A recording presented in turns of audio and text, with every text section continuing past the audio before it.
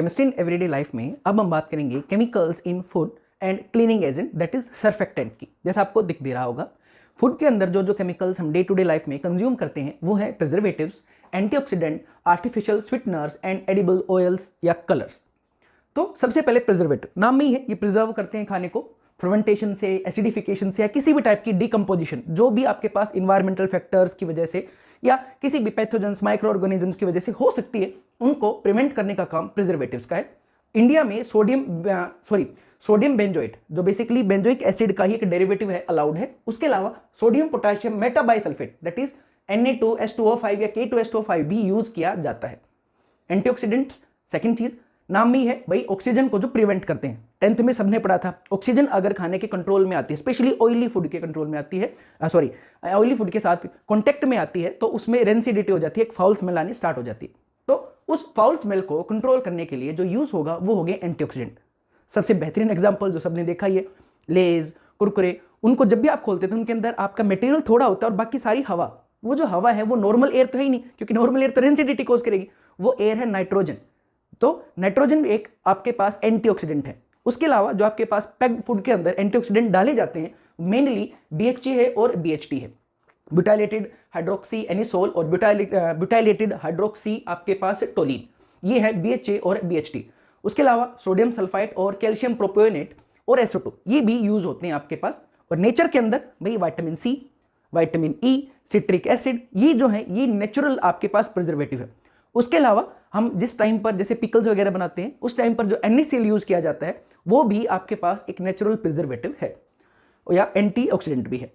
इडाइबल oils या इडाइबल colours, तो edible या इडाइबल कलर्स क्या रहेंगे बेटा, जो कलर्स इंपार्ट करते हैं जिसकी वजह से हमें वो चीज देखने में अच्छी लगती है, स्वाद तो अलग चीज है। जैसे भाई कैरेमल है, सैफरन है, टर्मरिक है, ये सारे आपके पास नेचुरल आपके पास एडिबल कलर्स हैं। उसके अलावा टेट्राजिन, जो सबसे ज्यादा आपके एक्सटर्नल जो भी बाहर से हम खाना लेते हैं उनके ऊपर सबसे ज्यादा जो यूज होता है टेट्राजिन, और ये कार्सिनोजेनिक है, कैंसर कोजिंग है, ट्यूमर कोज करता है। तो इसीलिए बाहर के खाने से बचने के लिए बोला जाता है, क्योंकि उनके अंदर कलरिंग एजेंट, उनके अंदर एंटीऑक्सीडेंट और प्रिजर्वेटिव सारे केमिकल्स हैं। ये आपके पास जो BHA BHT है या ये चीजें हैं या बेंजोइट है, सबके सब एक एक्सेस अमाउंट में आपको किडनी स्टोन्स क्रिएट करके देते हैं, आपकी बॉडी के अंदर कैंसर कोज करते हैं। बेंजोइट के अंदर आपके पास पेरोक्साइड बनने स्टार्ट हो जाते हैं बॉडी के अंदर, फिर रेडिकल बनने स्टार्ट हो जाते हैं जो बहुत ज्यादा नुकसान करते हैं। तो बेसिक सी बात, बाहर के खाने में ये एक्सेस की जो चीजें हैं जो हमारे लिए हेल्दी नहीं है, इसलिए उनसे बचने के लिए बोला जाता है। कोई नहीं, आगे चलते हैं। आर्टिफिशियल स्वीटनर्स, इनकी जरूरत क्यों पड़ी? जरूरत इसलिए पड़ी कि जो डायबिटिक पेशेंट्स हैं उनकी बॉडी के अंदर इंसुलिन का अमाउंट काफी कम बनता है। इसकी वजह से जो शुगर्स हैं या जो भी हम कार्बोहाइड्रेट्स खा रहे हैं वो अच्छे तरीके से मेटाबोलाइज नहीं हो पाते, तो वो हमारी बॉडी के अंदर, किडनी के अंदर वैसे के वैसे रह जाते हैं, यूरिन के थ्रू निकल जाते हैं। जो रह जाते हैं वो हमारी बॉडी को नेगेटिवली इंपैक्ट करते हैं। इसलिए डायबिटिक पेशेंट्स को बचना पड़ता है आपके पास कार्बोहाइड्रेट्स की हाई इंटेक से या शुगर्स से बेसिकली। तो उनसे बचने के लिए हमें जरूरत पड़ी आर्टिफिशियल स्वीटनर्स की। लेकिन अब इनका यूज इंडस्ट्री करती है, वजह उनके लिए ये काफी सस्ते पड़ते हैं और कम अमाउंट में यूज करके उनका काम चल जाता है, लेकिन उनके कुछ नुकसान भी हैं। जैसे शुरुआत करते हैं, सबसे पहला आर्टिफिशियल स्वीटनर जो था वो था ऑर्थोसल्फोबेंजामाइड, और ये आपकी नॉर्मल शुगर से 550 टाइम्स ज्यादा स्वीट था। सेकेंड, एस्पार्टेम, ये आपके पास एस्पार्टिक एसिड और फिनाइल एलेनिन, जो आपके पास एक amino acid, alpha amino acid है, उनके दोनों के मिक्सचर से बना। और ये जो कंप्लीट एस्पार्टिक जो आपके पास है उसका नाम है डाइपेप्टाइड एस्पार्टाइल फिनाइल एलेनिन। ये अनस्टेबल है हीट में, मतलब आप कुकिंग वगैरह में इसको यूज नहीं कर सकते जहां पे टेम्परेचर की कुकिंग है, इसलिए इनको कोल्ड ड्रिंक्स में, पेस्ट्रीज में, केक्स में, जो भी कोल्ड फूड आइटम्स हैं उनके अंदर यूज किया जाता है। ये आपकी नॉर्मल शुगर से 100 टाइम्स ज्यादा स्वीटर है। एलिटेम, ये हीट में स्टेबल है, लेकिन एलिटेम की दिक्कत ये आपकी शुगर से 2000 टाइम्स ज्यादा स्वीटनर है। इसकी वजह से इसकी स्वीटनेस को कंट्रोल करना काफी मुश्किल है, तो हीट में स्टेबल होने के बाद भी एलिटेम को यूज करने से बचा जाता है। लेकिन सबसे बेस्ट जो है वो है आपके पास सुक्रालोज। ये ट्राइक्लोरो डेरिवेटिव है सुक्रोज का, हमारी नॉर्मल शुगर का, और इसका टेस्ट और आपका अपीयरेंस बिल्कुल वैसा ही है जैसे हमारी नॉर्मल शुगर है, केन शुगर जो हम लेते हैं। ये अच्छी बात है, स्टेबल है कुकिंग टेम्परेचर्स पे। कुकिंग टेम्परेचर पे स्टेबल होने की वजह से आप इसको जो भी गर्म करके चीजें बनती हैं उनके अंदर भी इसको यूज आराम से किया जा सकता है। इसमें कोई कैलोरीज नहीं है, नॉर्मल सी बात है, और ये आपकी टूथ डिके भी कोज नहीं करता। नॉर्मल शुगर से ये 600 टाइम्स ज्यादा स्वीटर है। वहीं दो और हैं जिसमें एक है साइक्लामेट, ये डेंजर है, ये सस्ता है, सस्ता है, लेकिन दिक्कत यह है कि इसके अंदर ट्यूमर कोजिंग टेंडेंसीज हैं।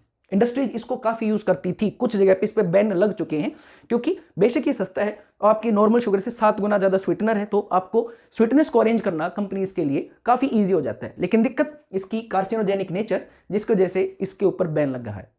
नेक्स्ट है एल ग्लूकोज। जो आपका नॉर्मल ग्लूकोज है वो होता है डी ग्लूकोज, जिसको हमारी बॉडी मेटाबोलाइज करती है। लेकिन ये जो एल लेवो ग्लूकोज है ये हमारी बॉडी मेटाबोलाइज नहीं करती, लेकिन हाँ टेस्ट प्रॉपर्टीज बिल्कुल वही नॉर्मल अपने ग्लूकोज जैसी ही है। तो ये आपकी मीठे की जो क्रेविंग है उसको भी कम करेगा और सबसे कम नुकसान करेगा। हाँ, महंगा ज्यादा है। तो एल ग्लूकोज की मिठास बिल्कुल सेम उतनी ही होगी जितनी हमारे नॉर्मल ग्लूकोज की है, लेकिन ये हमारी बॉडी में कोई कैलोरीज नहीं देगा और किसी टाइप के कोई नुकसान नहीं करता। अब बात करते हैं क्लीनिंग एजेंट्स की। क्लीनिंग एजेंट्स या क्लीनिंग जो प्रॉपर्टीज हैं, मिसल फॉर्मेशन है, वो सब आप ऑलरेडी 10th में करके आते हैं।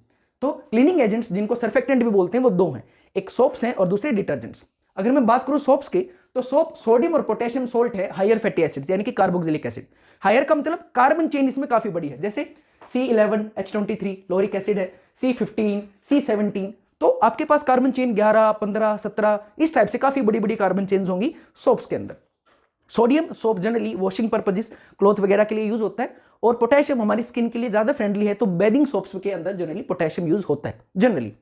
आगे बात करें तो ये अच्छे क्लीनिंग एजेंट है, और सबसे अच्छी बात ये इन्वायरमेंट फ्रेंडली है क्योंकि बायोडिग्रेडेबल है। कैसे? क्योंकि इनके ये जो कार्बोक्सिलिक एसिड वाली इनकी जो नेचर है, इसकी वजह से जैसे ये सुएज में जाते हैं, जो माइक्रो ऑर्गेनिजम्स हैं सुएज के अंदर, वो इनको आराम से डिग्रेड कर देते हैं 100% और CO2 में कन्वर्ट कर देते हैं। तो ये आपके पास बायोडिग्रेडेबल है।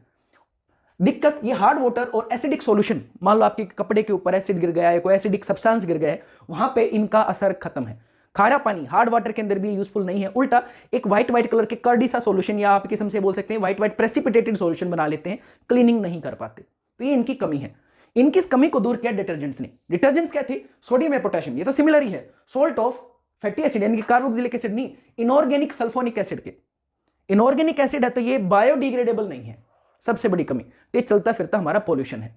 रही बात आपके पास इनकी कमी की, उसको ये दूर करते हैं। ये हार्ड वाटर में भी यूज होते हैं, और अगर कोई एसिडिक इंप्योरिटी है जो हमारे कपड़ों पे या हमारे कहीं लगी हुई है, उसको भी ये क्लीन करने के काम आते हैं। 3 टाइप के डिटर्जेंट्स होंगे, एनाइनिक, कैटाइनिक और नॉन आयनिक। नाम से ही है एनाइनिक इसलिए क्योंकि जो मेन पार्ट है आपके डिटर्जेंट का वो नेगेटिव पार्ट है। कैटाइनिक कि मेन पार्ट जो है या ज्यादातर जो हिस्सा है आपके स्ट्रक्चर का वो पॉजिटिव है, और नॉन आयनिक ना इसमें पॉजिटिव है और ना नेगेटिव है। जो वाइडली यूज आपके पास डिटर्जेंट्स हैं वो एनाइनिक ही हैं। ठीक है जी, क्यों? ये आपकी डिश वॉशिंग में, सोप्स में, शैम्पूज में, क्लॉथ क्लीनिंग में, आपकी टूथपेस्ट के अंदर, मोस्टली के अंदर यही यूज होते हैं। इनका लार्जर पार्ट एनाइन है, और सबसे बड़ा एग्जांपल इनका sodium alkyl sulphate. Sodium alkyl benzene sulphate भी यूज होता है आपके पास। कैटाइनिक ये काफी महंगे हैं, और बेसिकली ये क्वाटरनरी अमोनियम सोल्ट हैं, क्लोराइड्स के, ब्रोमाइड्स के और एसीटेट के। महंगे हैं इसलिए बहुत थोड़े यूज होते हैं, और जनरली फैब्रिक सॉफ्टनर के तौर पे इनको यूज किया जाता है। लेकिन इनके पास जर्मिसिडल या बैक्टीरियोस्टैटिक प्रॉपर्टीज हैं, जिनकी वजह से इनको सर्जिकल इंस्ट्रूमेंट्स को भी स्टेरिलाइज करने के लिए यूज किया जाता है। नॉन आयनिक ये आपके पास हाई मॉलिक्यूलर मास एल्कोहल हैं, जिनको बेसिकली एसिड के साथ रिएक्ट करके एस्टर बनाया जाता है, तो आपके पास वो नॉन आयनिक हो जाते हैं। सबसे ज्यादा ये बनते हैं पॉलीथीन ग्लाइकोल और स्टीयरिक एसिड से। ये वाले एसिड के साथ जब आप पॉलीथीन ग्लाइकोल का इस्तेमाल करते हैं, ये डिश वॉशिंग में यूज होते हैं, लेकिन ये हर उस जगह पे यूज किए जाएंगे जहां पे अनायनिक आपके बर्तन को साफ ना कर पाए, तो इनको यूज किया जाएगा। Thank you.